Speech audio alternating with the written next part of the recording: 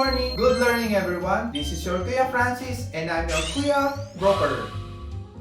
Our real estate word of the day is certified true copy. A certified copy is a special copy of an original document or a true copy of a primary document. Mga ka-property, sa real estate, kadalasan kumukuha po tayo ng certified true copy of title at ng tax declaration. The certified true copy does not replace the original title or tax declaration. Usually, ginagamit po ang certified true copy pag tayo po ay nagbabayad ng BIR or the capital gain tax and documentary stamp tax. Ginagamit din po ang certified true copy kung tayo po ay nag-due diligence or kung tayo nagsasabit ng requirements sa ating housing loan. Pagkuha po natin ng certified true copy, makikita po natin kung may annotation po or encumbrances ang titulo or ang tax declaration. Kaya mga ka-property, huwag po tayo malilito. For requirements purposes lang po ang certified true copy sa pag-transfer ng ownership, sa pag-due diligence, at sa ating housing loan requirements. Hindi po natin may transfer ang title kung ang hawak lang po natin ay certified true copy.